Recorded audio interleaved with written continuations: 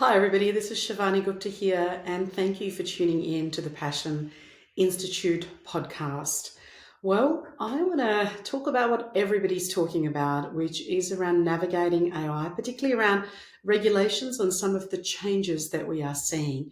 And what does that mean when we look at it from the lens of the heart, head, and the habit? Well, in terms of looking at some of those leadership insights, I believe that this podcast is really designed for those leaders and entrepreneurs to help you navigate the complexity of leading in this day and age.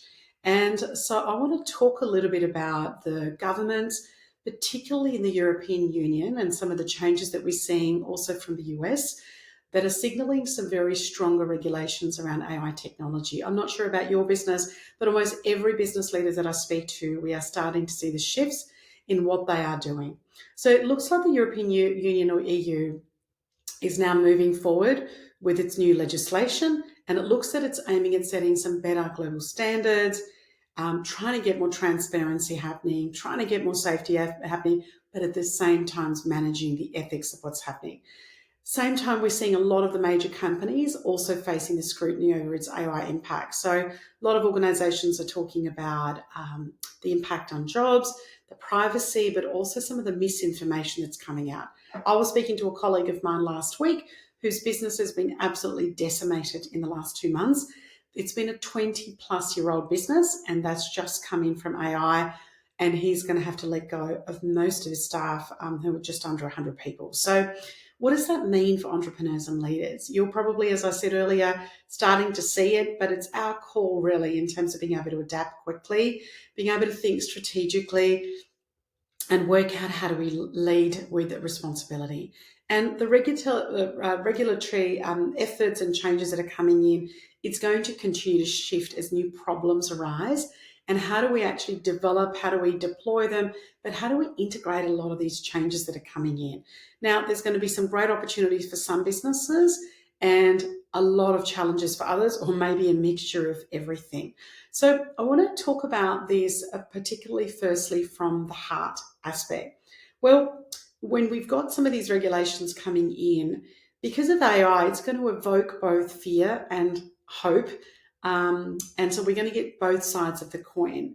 I know I live and record this particular podcast based in Australia. Australia is fairly behind in some of the adaptation of AI compared to some of the other countries, but I do get an opportunity to speak to leaders all around the world.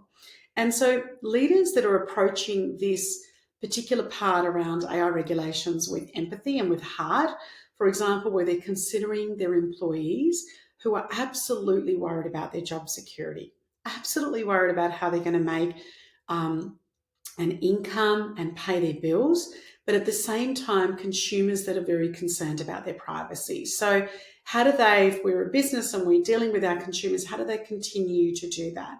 But also, in history, some are saying this is the greatest shift that we've seen in a very, very long time. So leading with heart means coming with integrity, with compassion, but having a vision, not only a vision, but also having an ethical and clear vision. So, for example, a tech CEO that wants to, prioritize transparency while they're doing the AI rollout in their business, it's got to do that with trust and loyalty, and just to make sure that when you are a responsible leader, that inspires confidence in some of our people and what it is that can do. So as a leader, as these regulations come in and as you and your businesses are touched, the question to ask yourself is, how can your business serve the greater good? As AI becomes more regulated, how can it actually do that? And in terms of leadership, what reflects empathy? How could you become more purposeful in your decisions? And then also, how do you communicate some of those in your decision making as well? Now let's talk about it from a head perspective. And when we look at it from an analytical and from a strategic standpoint. Well, strategically, when you're reviewing some of your AI policies and what the risk might be in terms of you and your leaders and your managers being able to manage it, the questions become, how do these regulations impact your business model? Are you compliant? Are you prepared? Are you willing to make some of the changes? What are the costs that are going to be associated with making these changes? And if it is a fairly big rollout, then what does that rollout look like? Is it a 3, 6, 12, maybe longer months rollout? So using that data and doing the scenario planning becomes really important. Being able to look at all the different scenarios, perhaps the good, the not so good, and maybe, worst case scenarios, so that you've got some future forecasting done. And also the fact that you'll be able to adapt from one scenario to the other, depending on what change is happening. So when we're doing our strategic thinking around AI, to be able to build that roadmap so that you're looking at the innovation, you're looking at the people that are responsible, maybe even making sure that some of the people that are key people in your business are able to keep up with AI. Who are some of your leaders who are asked to put these roadmaps together? Who are they learning from around AI? Are they in some sort of a support group, or are they getting some AI training so that as you're making those decisions from your head and strategically, how do you keep that competitive advantage happening as well? And also, it's pretty important that your team is updated in terms of what these policy shifts are. So how are you doing some of the training maybe in shorter spaces and being able to get this training out? So we want to create a culture with our business and our people so that not only are we compliant, but we're agile enough to move as we do that. And we also need to be able to say to people that we might have a 12-month or a 2-year strategic plan. I know many organisations I work with have a 7 to 10-year strategic plan, but we're going to be willing to be able to, shift every quarter, if not maybe more than once every quarter. And that might not just be a small deviation, that might be a complete, rechange of our strategy depending on what happens. And then let's lastly also look at it from a habit perspective. So what are the actions and leadership practices that we as leaders and entrepreneurs can actually do? So how do you actually have and navigate some of the changes that are happening? How do you continue to do the continuous learning for some of your people? So how do we describe, and subscribe to some of the industry updates, continuing to, attend webinars, continuing to connect with experts, maybe putting some time aside, I know I do each day, in terms of what we're actually doing around AI. And what we need to do is also do things like practice mindfulness at the same time with our people.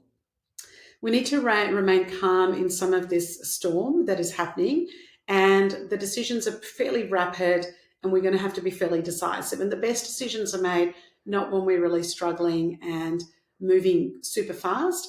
It's also about staying really calm, building our routines, having some time for that reflection, particularly the ethical reflection in terms of what these changes mean, and also assessing our AI initiatives in our business against what's actually happening, but also assessing them against our core values and what might be occurring for there as well.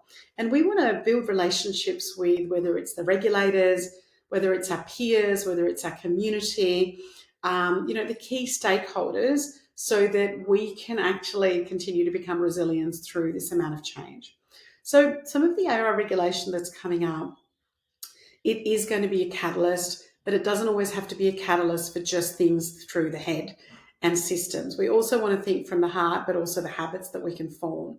So we want to have more authentic and strategic conversations. We want to have responsible leadership. We want to lead from the heart, and we want to be able to think about our values, what this means for us, being able to innovate, but we want to have some habits that are going to allow us to be innovative there.